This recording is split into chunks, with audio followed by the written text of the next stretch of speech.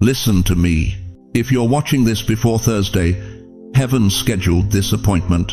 This Thursday, not next month, not someday, this Thursday, your wealth gate cracks open. And I'm not talking about some feel-good sermon. I'm talking about the iron door you've been beating on for 30, 40, 50 years, finally swinging on its hinges. But here's what's going to break your heart. Most people will walk right past it. Let me ask you something, and don't you dare lie to yourself. How many more years can you keep starting over? How many more nights can you sit at that kitchen table with the bills spread out, calculator in hand, wondering which one gets paid and which one gets ignored? How long can you keep telling yourself, my time will come, when your knees are shot, your back's screaming, and the mirror's reminding you what decade this is? You're not 20 anymore. You've survived layoffs, divorces, bankruptcies. You've buried people who should still be here. You've watched folks half your age buy houses while you're trying to figure out if you can afford the copay at Walgreens. And here's the part nobody wants to say out loud: you're tired of waiting on God. I know, I see you.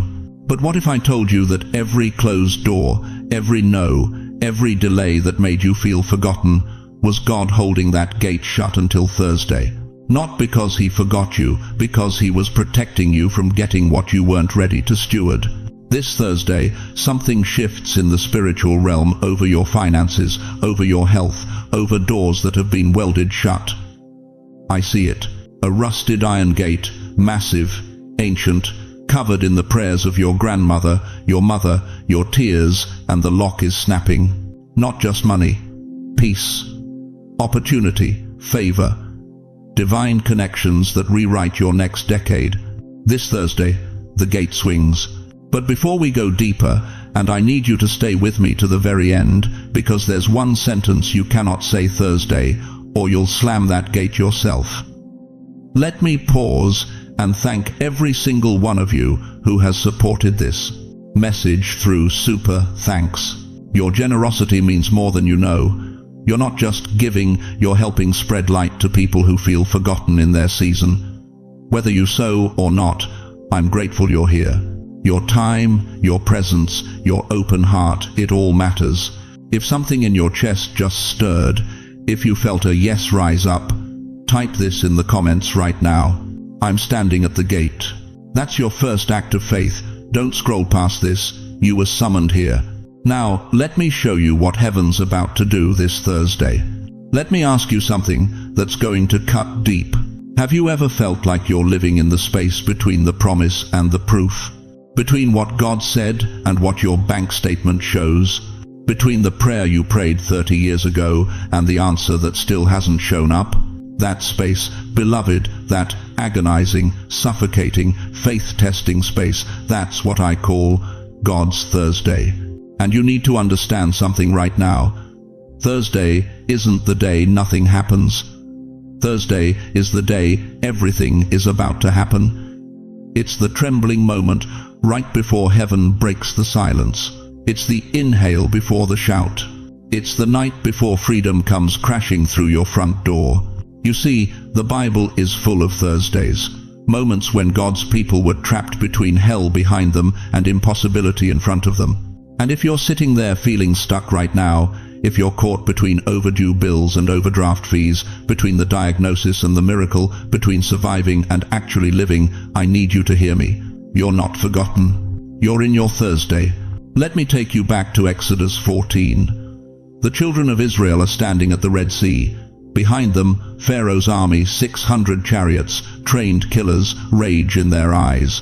In front of them, water, miles of it. No bridge, no boats, no way out.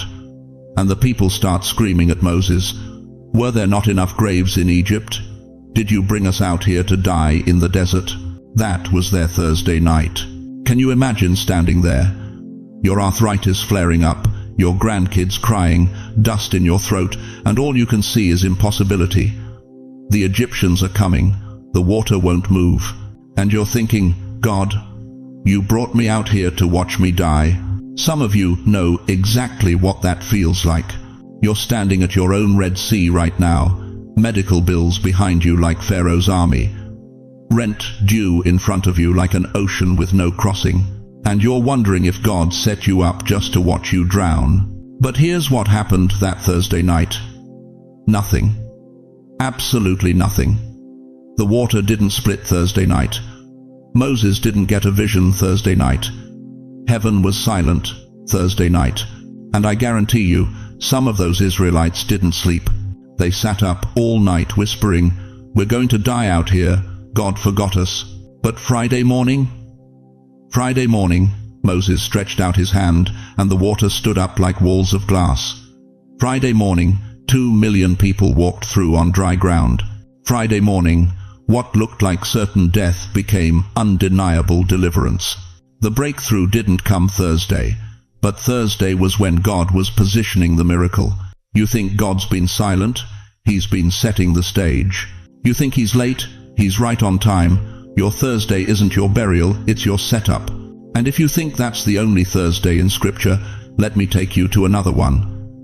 Gethsemane, the garden, Thursday night before the crucifixion. Jesus, fully God, fully man on his knees, sweating drops of blood, begging the Father, "If there's any other way, let this cup pass from me." That was his Thursday. The Son of God, in agony, feeling the weight of every sin that would ever be committed, crushing his chest, knowing that Friday was coming, knowing what the nails would feel like, knowing that Saturday would be silent. And in that moment, even Jesus had a Thursday night where heaven felt distant. But Sunday morning, death couldn't hold him. Sunday morning, the grave spit him out. Sunday morning, resurrection power exploded through human history and changed everything forever. Thursday is always the night before the earthquake. Now, listen to me carefully, because this is where it gets personal. Some of you are living in a Thursday that feels like it's lasted 40 years. You're the woman whose social security check runs out 3 days before the end of the month every single month. You're the man who worked your whole life, did everything right, and still ended up starting over at 70. You're the grandmother raising grandkids because your daughter couldn't, and you're exhausted, broke, and wondering if God sees you. That's your Thursday. But here's what the enemy doesn't want you to know. God does some of his loudest work in the quietest hours. Right now, while you're sitting there feeling forgotten, heaven is moving pieces on a chessboard you can't see. Doors are being unlocked. People are being positioned. Resources are being redirected toward your address. This Thursday, the one coming in just a few days, isn't just another day on the calendar. It's a prophetic marker, a divine timestamp. And if you can hold on, if you can keep your faith from collapsing in the silence, you're about to see why God made you wait. In a few minutes, I'm going to lay out 4 undeniable signs that your Thursday wealth gate is already creaking open, even if your bank account doesn't show it yet. Even if the mailbox is full of bills instead of blessings. There are spiritual indicators that breakthrough is closer than you think. And I'm about to show you exactly what to look for. But right now, right where you are, I need you to do something. Don't skip this. Whisper these words out loud. Lord, walk me through my Thursday. Say it again. Lord, walk me through my Thursday. Because, beloved, if you're in a Thursday season, you're not in the wrong place. You're in the exact position for a Friday morning miracle. And if you know someone who's in their Thursday night, someone who feels forgotten, someone who's ready to give up, share this message with them right now. Don't let them believe the lie that God moved on without them. Because here's the truth that's about to wreck every doubt you've been carrying. Your Thursday isn't your ending. It's your launch pad. And what's coming Friday is going to make every Thursday night worth it. But first, you need to see the signs. You need to know what to look for. Because your wealth gate is already moving, and most people miss it because they're staring at the wrong thing. So stay with me, don't click away, because what I'm about to show you next will prove that your breakthrough isn't coming, it's already here. Now listen, before that gate swings open Thursday, we need to deal with something. There are 3 lies sitting in your chest right now like stones, heavy, cold, and they've been there so long you think they're the truth. But they're not truth. They're prison bars, and if you don't name them, dismantle them, and kick them to the curb before Thursday morning, You're going to stand at that open gate and walk away. Not because God didn't show up, because you talked yourself out of walking through. So let's pull these lies into the light, one by one. No sugarcoating. This is New York. We tell the truth because we love you too much to let you stay stuck. Lie number 1. I'm too old. My time has passed. You look at your birth certificate and think it's a death sentence. You see that year, 1945, 1952, 1960, and something in you whispers, that's it. I missed my window. Wealth is for the young folks, the tech kids with their apps and their crypto. Not for someone whose knees creak when they stand up. You watch your grandkids on their phones making money you don't understand, and you think, my generation got left behind. Let me tell you something that's going to rattle your bones. Abraham was 75 years old when God told him to pack up everything and start fresh. 75. That's retirement age today. And God said, now we begin. Not, you missed it. Not, you're too late. He said, now. Moses was 80 years old, 80, when God sent him back to Pharaoh to demand freedom for an entire nation. 80 years old, with a speech impediment, a murder on his record, and 40 years of tending sheep in the desert. But God said, you're right on time. And Caleb, oh, Caleb breaks my heart in the best way. At 85 years old, when everyone else was talking about settling down and taking it easy, you know what Caleb said? Joshua 14:11. I am still as strong today as the day Moses sent me out. I'm just as vigorous to go out to battle now as I was then. And then he said 5 words that should be tattooed on your spirit. Now give me this mountain. Not give me a rocking chair. Not give me peace and quiet. Give me the mountain. Give me the battle. Give me the impossible. Heaven doesn't have a retirement age. Your wealth gate is not tied to your birth year. It's tied to your assignment. And if you're still breathing, your assignment isn't finished. If you've ever thought, I'm too old for a fresh start, I need you to type this in the comments right now. God, I'm still available. Lie number 2, it's too late to fix this debt, this mess. You've done the math. You've sat at that kitchen table at 2 in the morning with the bills spread out like a crime scene, credit cards maxed out. Medical bills from that surgery 3 years ago, still sitting there. That loan you co-signed for your son, who never paid it back. The mortgage that's underwater. The car that's worth less than what you owe. And you've whispered words you'd never say in church. There's no way I'm getting out of this before I die. You've calculated how long you'd have to live just to break even, and the number made you want to give up. You think Thursday's gate is for people who have something to work with. Not for people buried under 30 years of financial rubble. But let me take you to 2 Kings chapter 4. There's a widow there. Her husband just died. Debt collectors are literally coming to take her 2 sons as slaves to pay what she owes. She's got nothing, no income, no inheritance, no safety net. And she cries out to the prophet Elisha, your servant, my husband, is dead, and you know that he revered the Lord. But now his creditor is coming to take my 2 boys as his slaves. Elisha asks her one question that changes everything. What do you have in your house? She says, your servant has nothing there at all, except a small jar of olive oil. Nothing. Except. And God took that except that 1 jar of oil and multiplied it until every vessel in her house was full.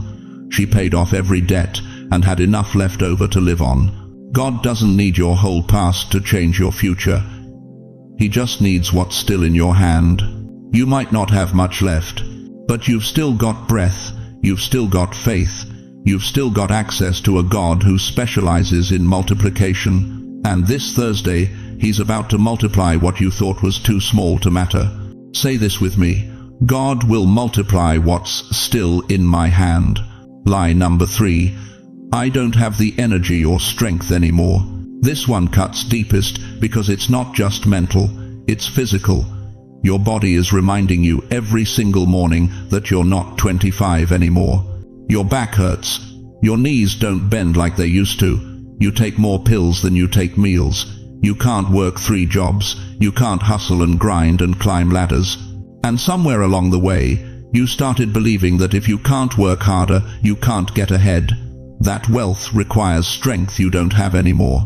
But here's what you need to understand about Thursday's gate. It's not a revolving door you have to push. It's a door God is opening for you. Isaiah 40:31 says, "Those who hope in the Lord will renew their strength. They will soar on wings like eagles. They will run and not grow weary. They will walk and not be faint."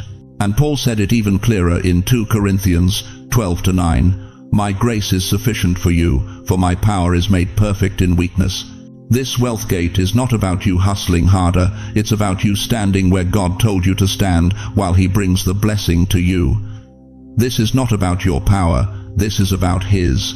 Right now, I want you to do something. Put your hand over your heart. Feel that beat. That's not just blood pumping. That's proof you're still in the game. Now say these words out loud, even if your voice shakes. I am not too old. I am not too late. I am not too weak. My Thursday gate is opening. Now, here's what you need to know. These 3 lies didn't show up by accident.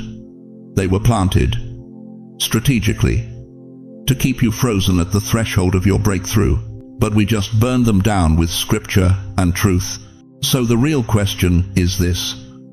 If those lies are gone, what's left standing between you and that open gate? Now, before you get this twisted, let me be crystal clear about what we're talking about here, because I've seen too many people miss their moment because they were looking for the wrong thing. When I say wealth gate, I'm not talking about some lottery ticket showing up in your mailbox. I'm not talking about your cousin Vinny suddenly paying back that $5,000 he owes you from 2003. And I'm definitely not talking about some telemarketer calling to tell you you've won $1 million. That's not a gate, that's a gimmick. A gate is different. A gate opens to a path. And Thursday, you don't just get a handout, you get access. Access to something you're going to have to walk through day by day, choice by choice, faith step by faith step. Let me break this down so you don't miss what God's actually offering you. Wealth isn't just money. If it was, every lottery winner would die happy, but you and I both know they don't. Most of them end up broker and more miserable than before they bought that ticket. Why? Because they got cash without capacity. They got provision without purpose. God doesn't operate like that. When heaven opens a wealth gate, it opens in 4 layers, and if you're only looking for one, you'll walk right past the other 3.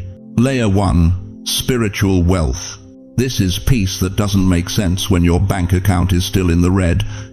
This is purpose that wakes you up at 5 a.m. with fire in your chest, even though your body's screaming at you to stay in bed.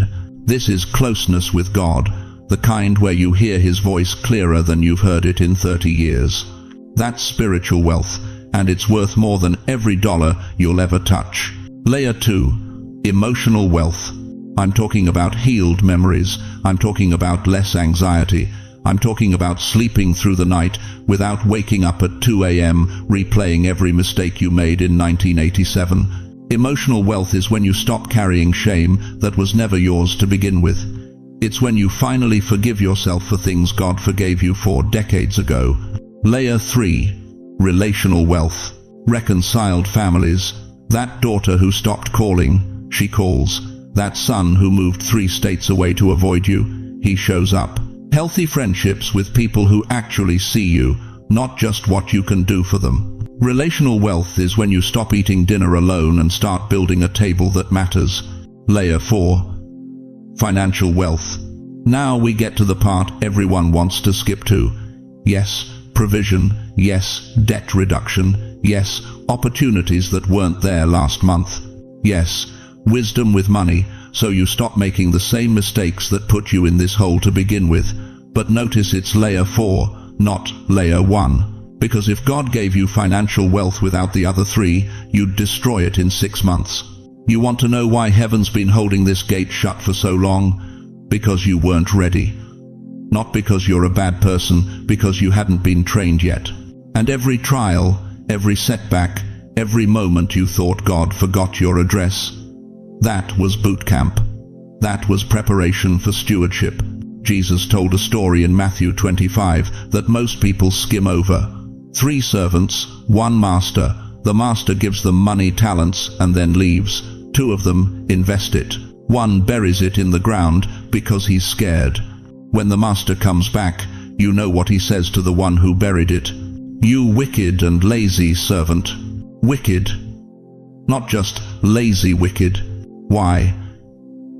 Because he had something valuable and refused to do anything with it. He let fear make him useless. Here's what that means for you this Thursday. God is not opening this gate for people who are going to bury what he gives them. He's opening it for people who are willing to steward what they already have, even if it looks small, even if it looks broken, even if it looks like it's not enough. You think you have nothing. You have breath. You have today. You have access to this message right now, which means you have ears to hear and a spirit that's still alive. That's your talent. That's what God's about to multiply if you walk through the gate. But let me tell you what won't happen if you're sitting there waiting for some magic trick. If you think Thursday's going to show up, drop a bag of cash on your doorstep and disappear. You're going to miss it. This Thursday is a beginning point, not a one-time event. It's the crack in the door. It's the first inch of light after 40 years of darkness. What you do with that inch determines whether the door swings wide or slams shut. So let me ask you something, and I want you to answer this honestly, even if it hurts. What are you actually ready to do with what God's about to give you? Because if the answer is nothing, if the answer is, "I just want relief," if the answer is, "I'm tired of struggling, so just fix it for me," God, then you're not ready for a gate. You're looking for a lottery ticket. But if the answer is, "Lord, I'll steward whatever you give me. I'll walk through that door one step at a time. I'll invest what I have, even if it's small. I'll trust you to multiply it," then Thursday is yours. Now, I'm going to tell you something that's going to sound wild, but stay with me. Before we close today, I'm going to walk you through a simple prophetic action. You can do this Thursday right in your living room, sitting in your favorite chair that signals to heaven, "Lord, I'm stepping through the gate." But before we get there, you need to understand what's been blocking this gate. And that's where most people lose everything. Now listen closely, because what I'm about to show you is going to give you chills. If you've been feeling strange lately, and I mean strange in ways you can't quite name, that's not your imagination. That's not old age. That's not depression. That's prophecy moving in your life. See, most people think signs from heaven come like lightning bolts or angels with trumpets. But God doesn't work like that with his seasoned saints. He works like a locksmith. Quietly. Precisely. Turning tumblers in the dark until suddenly, click, the door swings open. So, I'm going to give you 4 prophetic signs that your Thursday wealth gate is already cracking. And I need you to be gut-level honest with yourself as we go through these. If even one of these is happening to you right now, you're closer to breakthrough than you realize. Sign number 1. Unusual restlessness in your spirit. You can't get comfortable anymore. The same TV shows that used to make you laugh, they feel empty now. The same routines you followed for years, coffee at 7, game shows at noon, dinner at 5, suddenly they feel like a prison. Something inside you keeps whispering, "There's more than this." You're up at 2 in the morning, pacing your apartment in your slippers, staring out the window at the streetlights, feeling like you're supposed to be doing something but you don't know what. Your kids think you're anxious. Your doctor wants to adjust your medications. But that's not what this is. This is holy agitation. Ecclesiastes 3:11 says, God has set eternity in the human heart. That restlessness you feel, that's eternity pushing against your routine. That's your spirit recognizing that the gate is about to swing, and you can't afford to be asleep when it does. So, here's what I need you to do. On Thursday, don't numb that feeling. Don't turn on the TV louder. Don't call someone just to fill the silence. Sit with it. Put your hand on your chest and say out loud, "Lord, show me the gate in this restlessness." Because, beloved, what you've been calling anxiety might actually be anticipation. Sign number 2. Doors that used to work suddenly close. A side job you've done for years suddenly dries up. The person you used to borrow $20 from when things got tight, they stopped picking up the phone. That nephew who always helped you out, he's got his own problems now. Every plan B you had, every backup, every safety net just vanished. And you're sitting there thinking, Lord, why now? I'm already struggling. Why are you making it harder? But what if I told you that's not the devil blocking your blessings? What if that's God closing fake doors so you'll finally see the real gate? See, as long as you have a dozen little escape hatches, you'll never walk through the main door. As long as you can patch together survival, you'll never step into abundance. Sometimes God has to cut off every other option, so you have no choice but to trust Him completely.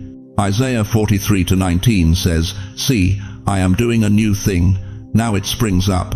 Do you not perceive it? I am making a way in the wilderness and streams in the wasteland." A way in the wilderness, not around it, through it. And you can't see that way until all the old ways stop working. So, if your usual survival strategies just stopped working this month, don't panic. That's not collapse. That's redirection. God is funneling you toward Thursday's gate, and He's making sure you don't miss it by chasing dead-end doors. Sign number 3. Small, strange provision appears. An unexpected refund check shows up in the mail. A neighbor knocks on your door with a bag of groceries because they bought too much. Your grandchild Venmos you $20 for coffee out of nowhere. It's not millions, it's not even hundreds, but it's odd. The timing is strange. You didn't ask for it. You didn't even know you needed it. But there it was. Most people shrug that off as coincidence, but chosen ones know better. Philippians 4:19 promises, "My God will meet all your needs according to the riches of His glory in Christ Jesus." All your needs.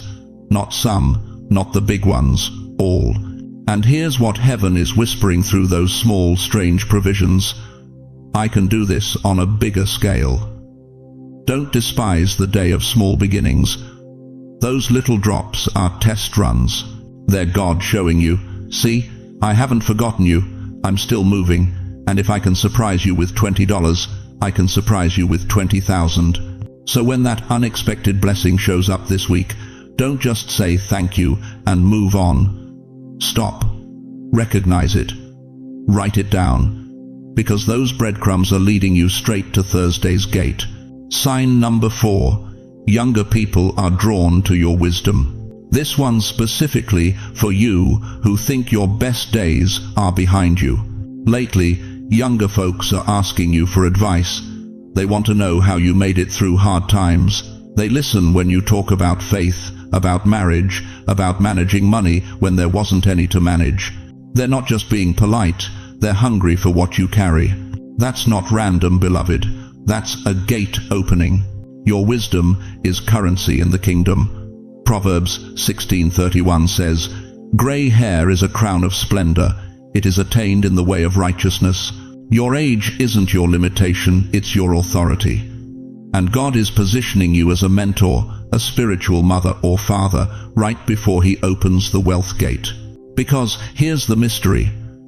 Relationships formed this Thursday could unlock opportunities, businesses, partnerships, and ideas you can't see yet. That young person asking for your advice, they might be the divine connection that opens the door you've been praying about for 30 years. If even one of these signs hit your spirit like a lightning bolt, I need you to do something right now. Type in the comments, "I see the signs." That's not just a comment. That's your agreement with God. That's you telling heaven, "I'm awake, I'm watching, I'm ready." Because here's the truth that's going to carry you into the next section. If the signs are here, the gate is near. But knowing the signs isn't enough. You need to know what to do when Thursday actually comes. Because there's one sentence, one phrase that most people say without thinking that will slam that gate shut before you ever walk through it. And I'm about to tell you exactly what it is. Now listen to me carefully. Because what I'm about to tell you could be the difference between walking through that gate Thursday or watching it swing shut in your face. There is one mistake, one sentence, one moment of doubt that will lock you out of everything God is trying to release. And the enemy knows it. He's been studying you for decades. He knows exactly what button to push. Thursday morning, when that gate cracks open, hell is going to send a whisper, not a shout. A whisper, quiet, familiar. It'll sound like your own voice. It'll say, "This is too good to be true." Don't get your hopes up. Don't apply for that loan. Don't answer that phone call. Don't say yes to that opportunity. You know how this ends. You always lose. And if you're 70, 75, 80 years old, that whisper's going to have receipts. It's going to remind you of every business that failed, every investment that tanked, every time someone borrowed money and never paid you back, every dream you buried because life told you to be realistic. The devil doesn't need to convince you that God isn't real. He just needs to convince you that God isn't reliable when it comes to you. Let me tell you something that's going to cut deep. The biggest enemy of your breakthrough isn't the IRS. It's not your age. It's not even the economy. It's the sentence you say out loud when fear grips your chest. There is one sentence. Hell is banking on you speaking this Thursday. I need you to hear it so you can recognize it when it tries to come out of your mouth. Nothing good ever lasts for me. That sentence right there, that's a curse. Not from a witch, not from some evil spirit lurking in the shadows. From you. When you say that, you prophesy destruction over the very thing God is opening. You speak as if the Almighty is a liar, as if His word has an expiration date, as if Thursday's miracle has a return policy. Proverbs 18:21 says, "Death and life are in the power of the tongue." Not just your pastor's tongue, not just the prophet's tongue, your tongue, the one you use to complain about your social security check, the one you use to tell your daughter, "I'll never get ahead." That tongue holds the power to kill what God is birthing. You want to know why some people walk through open doors and others stand outside wondering what happened? It's not favor, it's not luck. It's what they said when fear whispered. So here's what you're going to do instead. Thursday morning, when that old familiar doubt tries to crawl up your throat, you're going to open your mouth and declare this. What God opens for me this Thursday will remain. Say it again, out loud, right now. What God opens for me this Thursday will remain. That's not positive thinking. That's prophetic declaration. That's you agreeing with heaven instead of agreeing with your history. But let me get specific, because the enemy is specific. There are 4 behaviors you absolutely cannot do on Thursday if you want that gate to stay open. First, do not wake up Thursday morning and say out loud, "I'm broke and I'll die broke." I don't care how your bank account looks. Words create. God spoke the world into existence. You're made in His image. Your words carry weight in the spiritual realm. Complaining isn't venting, it's volunteering to stay stuck. Second, do not panic buy or panic spend Thursday. I've seen this 1,000 times. The moment God starts moving, people get nervous and blow their last $200 on lottery tickets or stuff they don't need because at least I'm doing something. That's not faith. That's fear disguised as action. Third, do not call the person who always drains you just because you're feeling lonely. You know who I'm talking about. The relative who only calls when they need money. The friend who's been borrowing for 15 years. Thursday is not the day to open that door. Guard your gate. Fourth, do not spend Thursday replaying your financial failures like a broken record. Stop rehearsing 2008. Stop reliving the bankruptcy. Stop telling yourself the story of how you lost everything. That was then. This is Thursday. And Thursday is a new covenant.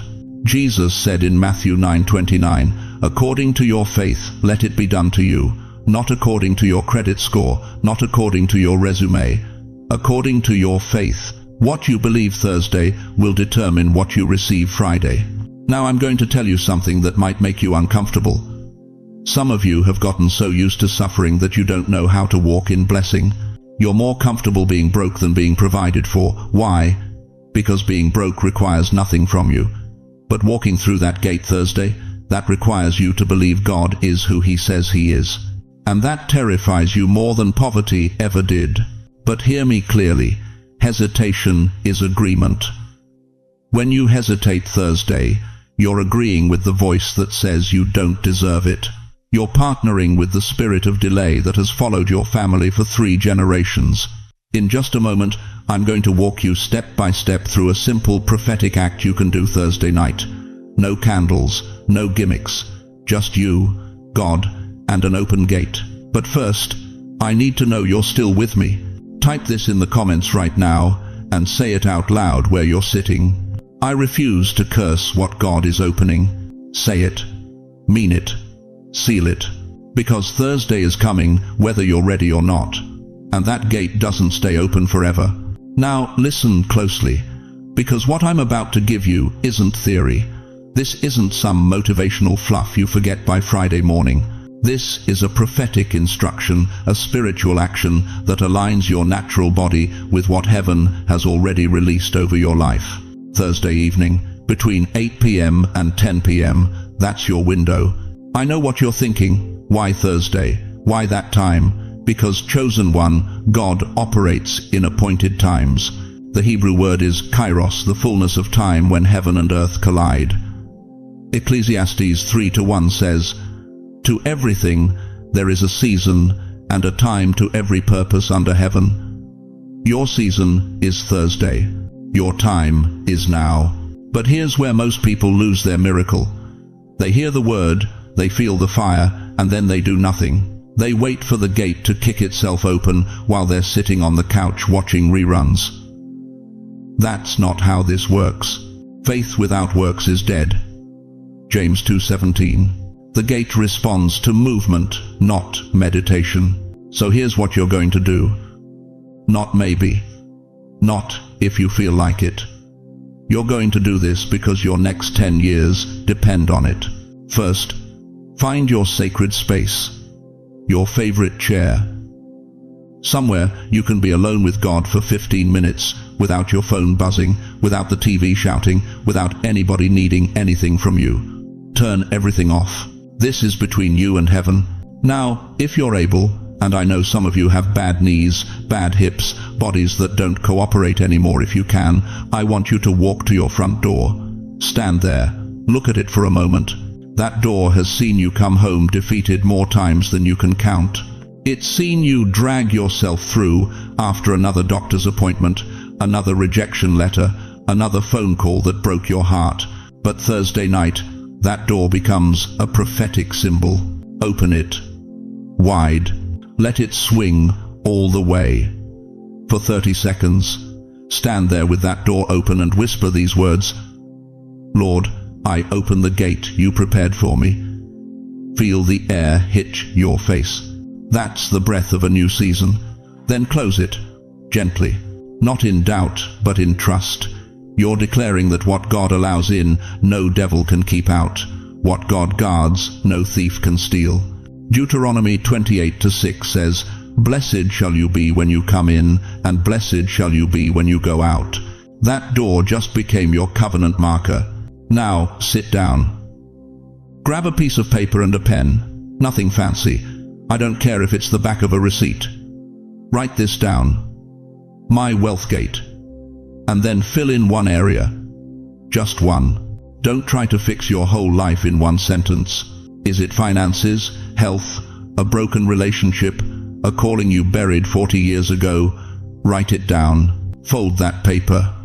Put it inside an envelope, or tuck it under your Bible. Somewhere intentional. And as you do, say out loud, Lord, I step into this by faith.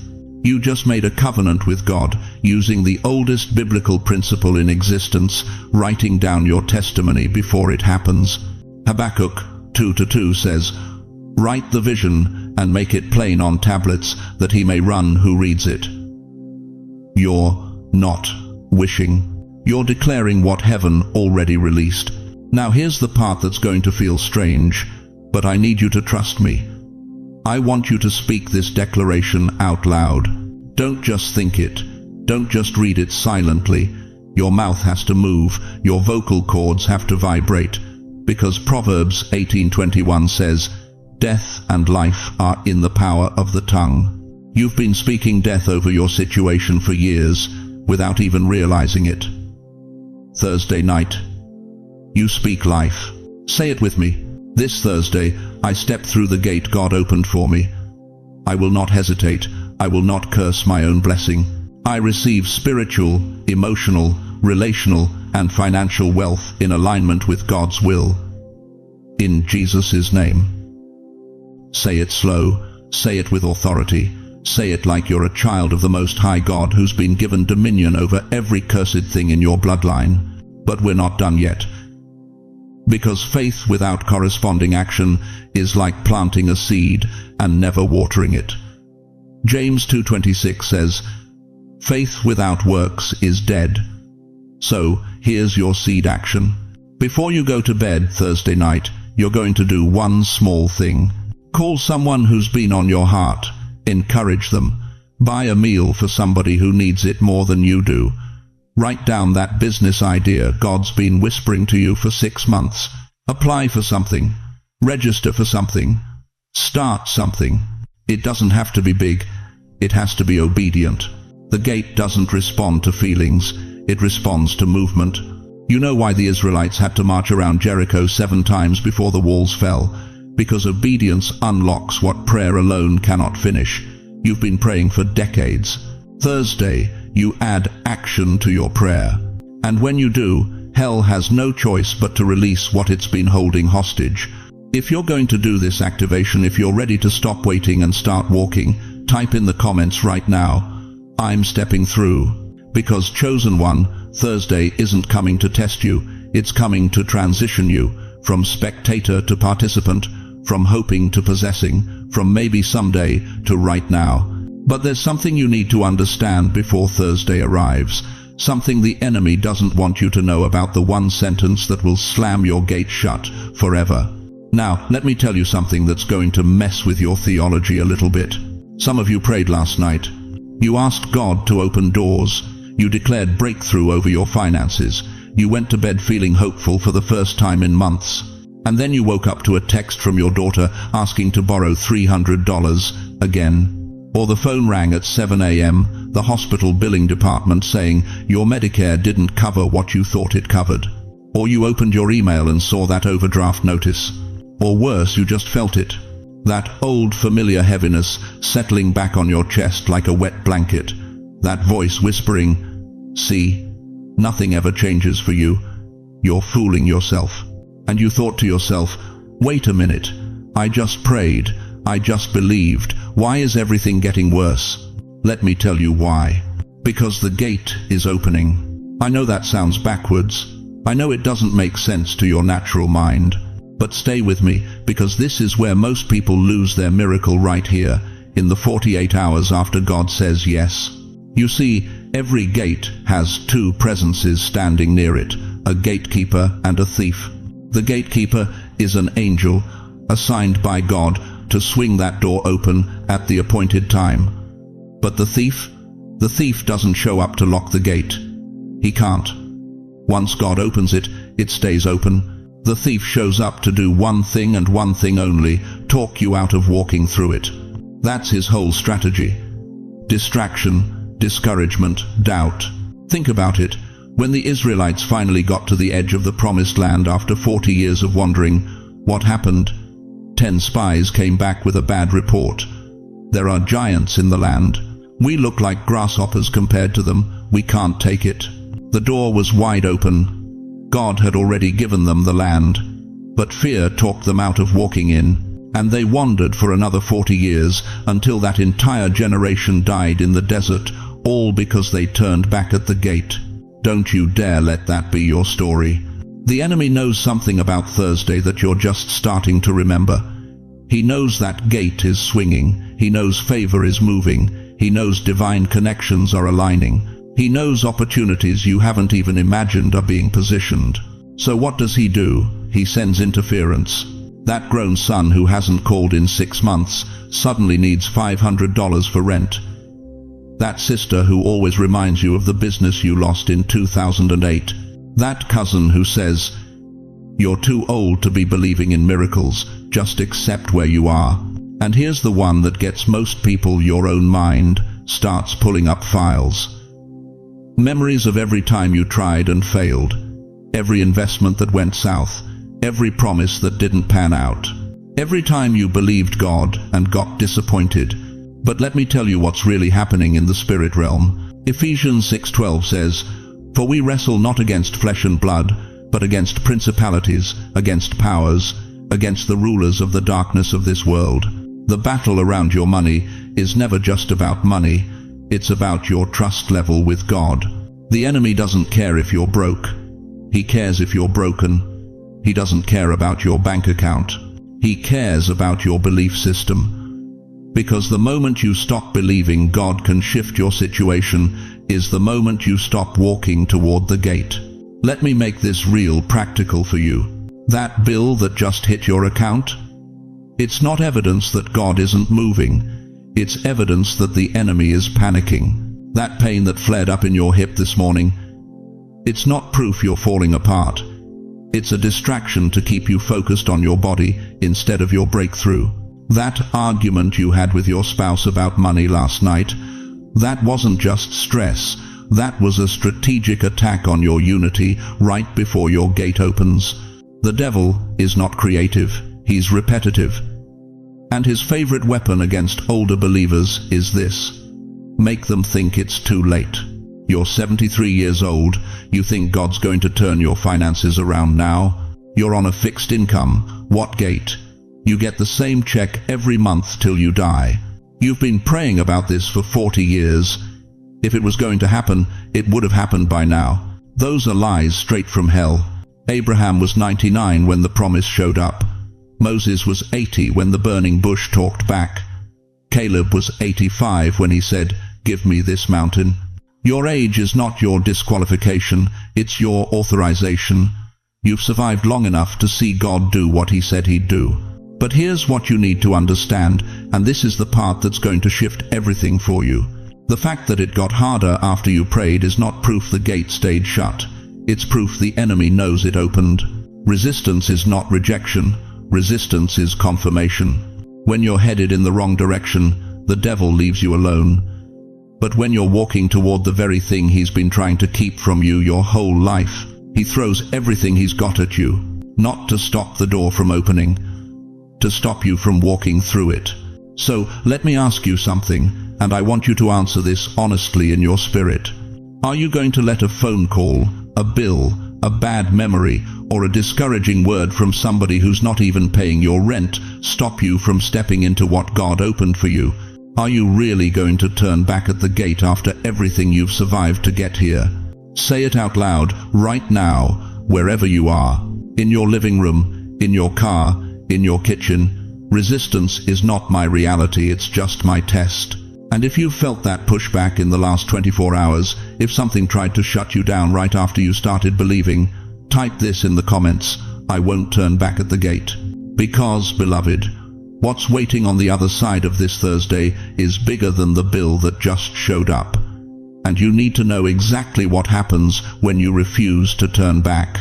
Now listen to me carefully, because what I'm about to say might make some of you uncomfortable. But if you've been bleeding money for decades and can't figure out why God keeps opening doors just to watch your blessing drain right back out, this is your answer. You don't have a money problem, you have a boundary problem. Every single time the Almighty adds to your account, somebody shows up at your door with open hands and a sad story. Your nephew who can't keep a job. Your grown daughter who's 42 years old with 3 kids and no plan. That friend from church who only texts you when their lights are about to get cut off. And you precious soul that you are, you give. Because you're supposed to be generous, right? Because the Bible says give and it shall be given unto you. Because saying no feels selfish, unchristian, cold. But let me paint you a picture. You know those summer days in the Bronx when the kids pop open the fire hydrant? Water just gushing into the street, spraying everywhere, cooling down the whole block while the city's water supply drains into the gutter. That's what your finances look like in the spirit realm right now. wide open, spraying blessings on everyone except you. And this Thursday, when that wealth gate swings, if you don't guard it with holy boundaries, you're going to watch your miracle water the concrete while you stay thirsty. Let me tell you about 3 types of people who are bleeding you dry, and I want you to see if you recognize them. First, there's the relative who only remembers your phone number when they need money. You don't hear from them on your birthday. They don't call to ask how you're doing. But the moment their rent's short, the moment their car breaks down, the moment they need bail money, suddenly you're family again. They know exactly which buttons to push. But we're blood. I thought you were a Christian. I'd do it for you. Would they? Would they really? Second, there's the grown child who refuses to work but expects you to support their lifestyle. I'm not talking about helping someone who's trying. I'm talking about the 3-5-year-old who sleeps till noon, plays video games, and gets mad when you suggest they get a job. You paid for their childhood. You paid for their mistakes. And now you're paying for their choice to stay a child. And third, this one's going to sting. There's the friend who weaponizes your faith against you. They shame you for saying no. They twist scripture. They say things like, "I thought you believed in blessing others," or, "Wow, I guess money changed you." They use guilt like a crowbar to pry open your wallet, and you fall for it because you're afraid of looking stingy. But here's what nobody's telling you.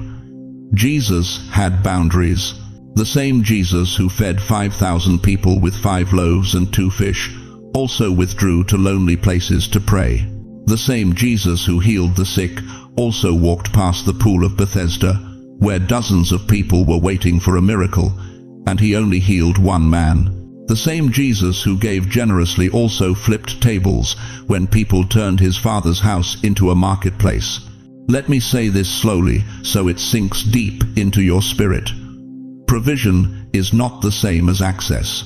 Jesus fed thousands, but he did not let thousands live in his house. He blessed people, but he didn't let people bleed him dry. Even God himself sets boundaries. He gives freely, but he doesn't give foolishly. Psalm 50:10 says, "Every animal of the forest is mine, and the cattle on 1,000 hills." God owns everything, but he doesn't hand it all to people who refuse to steward it. So, why do you think you have to? Why do you think your yes has to be automatic? Why do you think loving someone means funding their irresponsibility? Why do you think being a good Christian means being a human ATM with no PIN required? Here's the truth that's going to set you free. For some of you, the most spiritual thing you can say this week is one holy word. No. Not because you stopped loving them, not because you became hard-hearted, but because you finally stopped letting them drain what God just opened for you. That Thursday gate, it's swinging open with your name on it. But if you don't guard it with boundaries, if you don't protect what heaven is releasing, you're going to look up 6 months from now wondering why you're still broke, still stressed, still starting over. Because you'll have poured your miracle into the same cracked cisterns that have been stealing your peace for years. Listen to me. When God opens that gate Thursday, he's not just testing your faith, he's testing your stewardship. And part of stewardship is knowing who gets access and who doesn't. It's knowing when to give and when to close your hand. It's knowing that no is a complete sentence and you don't owe anyone an explanation. So right now, I want you to do something. Get a piece of paper, a journal, your phone, whatever you have. Write this down. This is where my gate leaks. And then name one place, one person, one situation where you've been hemorrhaging blessing. Maybe it's your son who borrows money every month and never pays it back. Maybe it's your sister who guilts you into covering her bills while she gets her nails done. Maybe it's that friend who always has an emergency but never has gratitude. Name it. Look at it. And then make a decision this Thursday that you're going to close that leak. If you're brave, if you're ready to stop bleeding and start building, comment right now, "I'm closing the leaks." Because Thursday's wealth gate isn't just about what comes in, it's about what you finally stop letting pour out.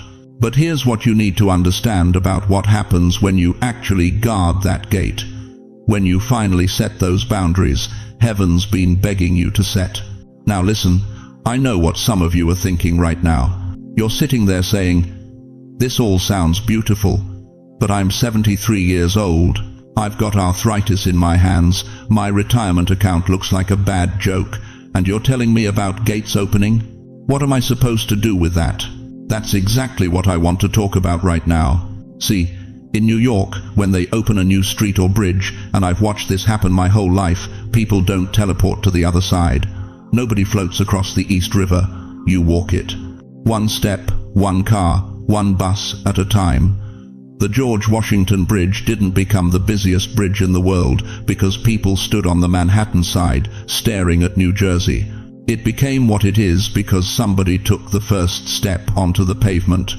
Your wealth gate works the same way. God's not asking you to run a marathon Thursday. He's asking you to take one step, then another, then another. And here's what's going to shock you. Those small steps create seismic shifts in the spiritual realm that you can't see yet, but you're about to feel. Let me give you 3 gate steps. 3 moves you can make between now and Thursday that will position you to receive what heaven's been holding for you. Step 1. One financial move. I'm not talking about winning the lottery or starting a business at 82. I'm talking about one intentional decision with your money that says, "God, I'm aligning with you in this area." Maybe it's calling that financial advisor you've been avoiding because you're embarrassed about your debt. Maybe it's canceling that predatory subscription service that's been bleeding you dry for months. You know the one I'm talking about. The thing you signed up for and forgot about, and now they're taking $17 out of your account every month for nothing. Or maybe, and this is going to sound small but it's powerful, you take $5, put it in an envelope, write Kingdom Wealth on it, and you say, "God, this is my seed. I don't have much, but I'm planting what I do have." You remember the widow in 1 Kings chapter 17? She had enough flour and oil for one last meal. 1. Elijah shows up and says, "Make me a cake first." That sounds crazy, doesn't it? But she obeyed with what little she had, and the Bible says, the jar of flour was not used up, and the jug of oil did not run dry. One financial move. Not perfection, direction. Step 2. One healing move.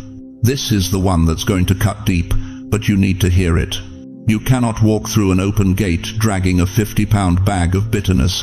Somewhere in your heart, there's somebody you haven't forgiven. Maybe it's your ex-husband who walked out 30 years ago. Maybe it's your daughter who hasn't called in 6 months.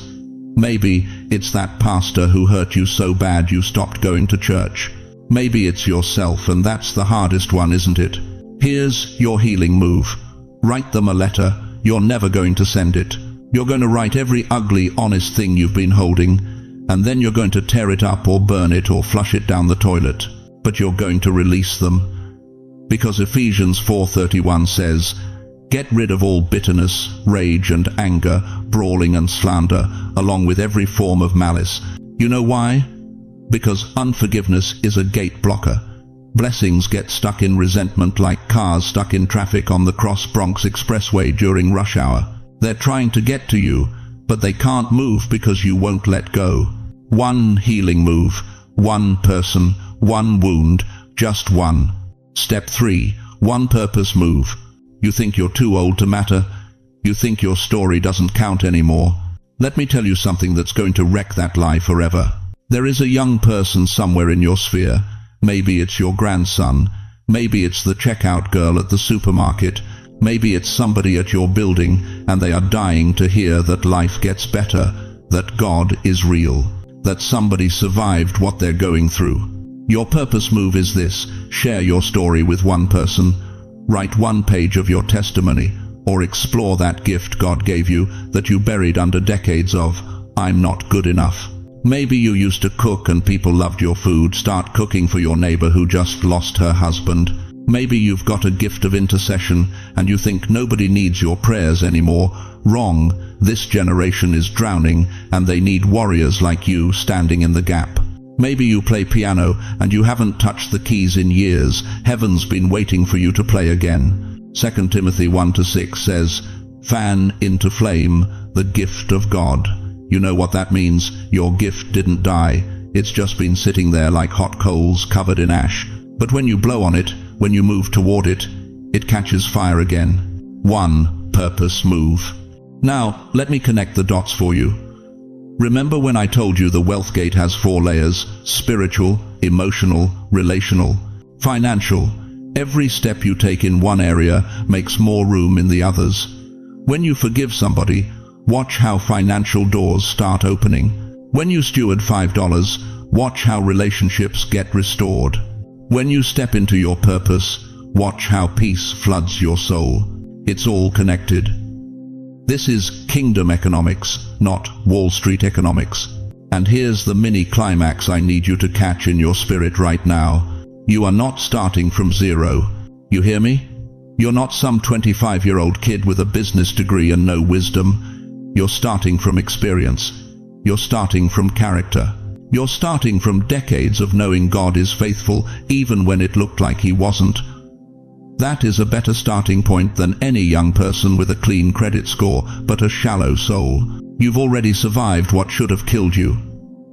You've already walked through valleys that would have crushed people half your age. You've already proven you're still standing when others fell. So when that gate opens Thursday, you're not a beginner. You're a finisher stepping into your final chapter. And final chapters are where heroes are made. Here's what I need you to do before you go to bed tonight. Choose 1 step from each category. 1 financial move, 1 healing move, 1 purpose move.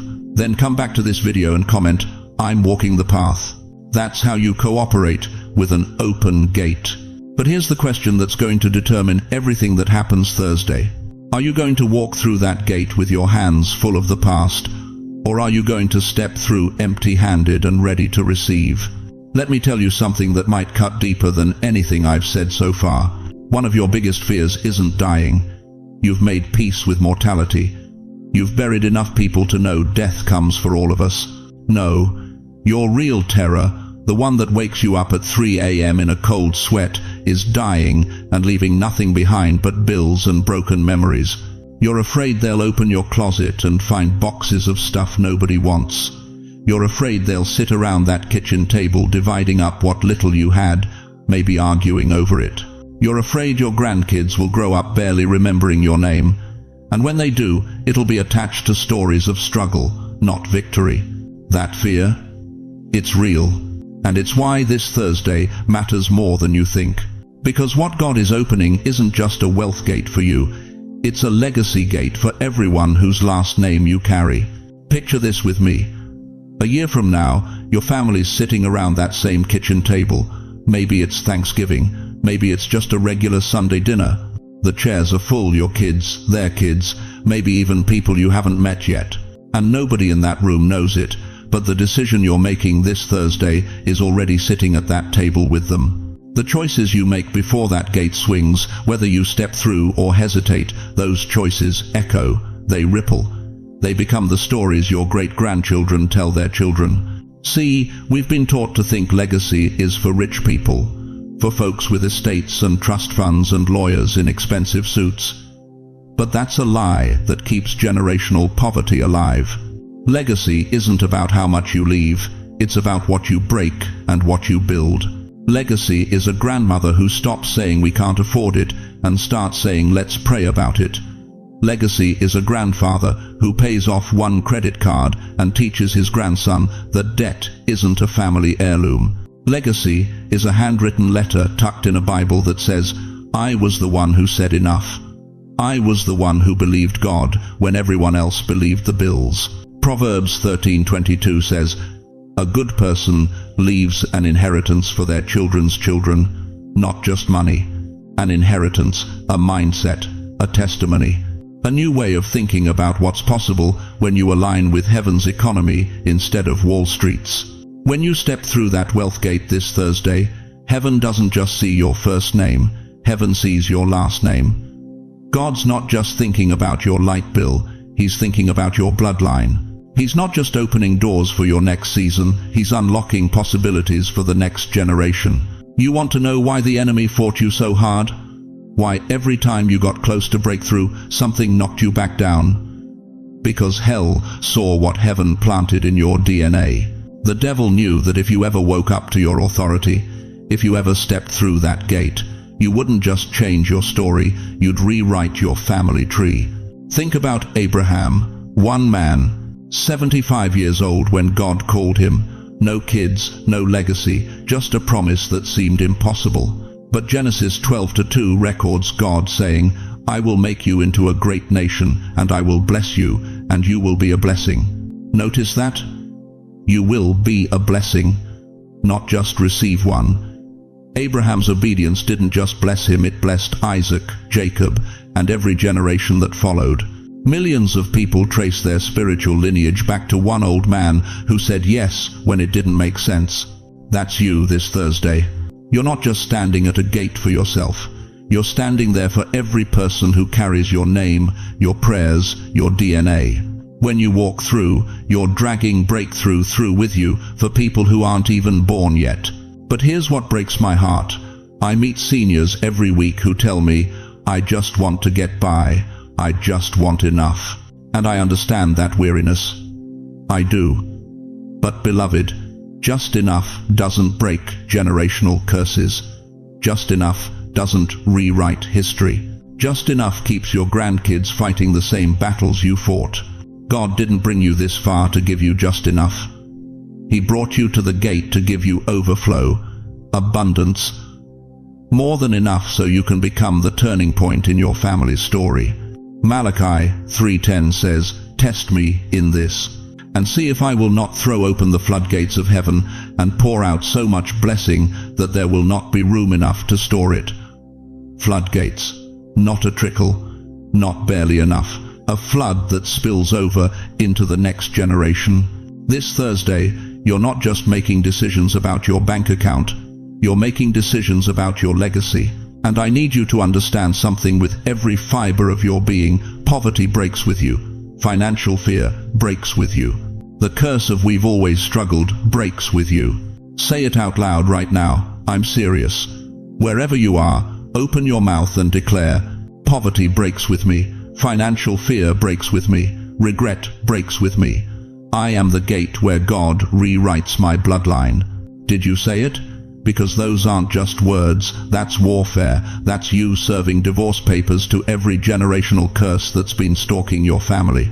That's you standing in the gap and saying, no more, it ends here. It ends with me. Now I want you to do something this week, something tangible.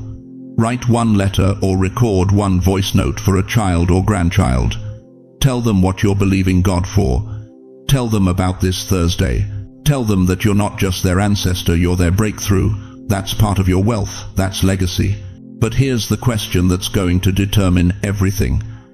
If this gate truly opens Thursday, if heaven truly moves on your behalf, will you have the courage to walk through it, or will fear of the unknown keep you standing outside, watching opportunity pass you by one more time? Beloved, as we come to the end of this word, I need you to hold on to 3 truths that will carry you through Thursday and beyond. First, this Thursday isn't just another day on the calendar, it's your divine appointment with destiny. The wealth gate opening isn't about luck or timing. It's about God honoring decades of your faithfulness when nobody was watching. Every tear, every prayer, every moment you chose to trust Him when your bank account said, give up, it all matters. Thursday is your harvest day. Second, your breakthrough was never just about you. It's about every person who carries your name, your prayers, your DNA. You're not stepping through that gate alone. You're dragging generational blessing through with you. What breaks with you stays broken. What you build keeps building. Third, hesitation is a weapon. The enemy knows he can't stop the gate from opening, so he'll try to keep you standing outside it. One more day of doubt. One more week of, I'm not sure. One more month of maybe next time. Don't give him that power. When Thursday comes, you move. But here's what I need you to know. With absolute certainty, you are not walking this path alone. Even right now, in this very moment, the God who opened the Red Sea is working behind the scenes of your situation. He's moving mountains you can't see. He's unlocking doors you haven't found yet. He's orchestrating blessing you can't even imagine. And you've got a family here. Look at these comments. Feel these spirits connecting. This isn't just a YouTube channel. This is a community of believers who understand your fight because they're fighting too. We see you. We believe with you. We will stand in prayer with you. So let me ask you one final question, and I want you to sit with it. If God truly opens your wealth gate this Thursday, if heaven truly moves on your behalf the way I've been declaring over you, what will you do with that blessing? Who will you become? What legacy will you leave? Now, before you go, join me in prayer. Wherever you are, in your living room, your bedroom, sitting in your car, I want you to close your eyes and receive this word over your life. Heavenly Father, I come before you right now, carrying every person who's watched this message. Lord, you see them. You see the bills on their table, the worry in their chest, the dreams they've buried because hope hurt too much.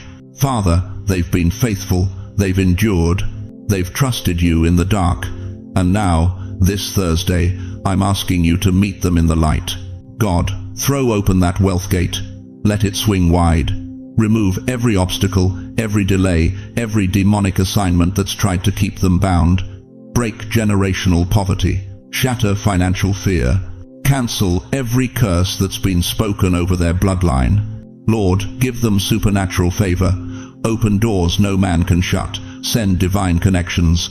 Release ideas, opportunities, and resources they never saw coming. Let their obedience Thursday become their testimony next year. Father, I pray for their health, their families, their peace of mind. Heal their bodies, restore broken relationships, give them rest from the weariness that's followed them for decades. Let them finally know what it feels like to breathe without anxiety crushing their chest. And God, don't let them walk through that gate alone. Surround them with people who will celebrate their breakthrough, not resent it. Give them wisdom to steward what you release. Make them a blessing to everyone they touch. In Jesus' name, the name above every name, I seal this prayer. Let your will be done in their lives. Amen. Now, beloved, I want to hear from you. Drop a comment below and tell us what you're believing God for this Thursday. Ask for prayer. Share your testimony. Let this community surround you. And please, share this message with someone who needs to hear it, someone who's been waiting for a sign that God hasn't forgotten them. Thank you for staying with me through this entire word. Your time is precious, and you gave it to seek God's heart. That tells me everything I need to know about your spirit. If you haven't already, subscribe to this channel and hit that notification bell. We're building something powerful here, a family of believers who refuse to give up, refuse to settle, and refuse to die with their song still inside them. This Thursday, chosen one, your gate swings open. Don't hesitate, don't look back, just walk through. God bless you mightily. I'll see you on the other side.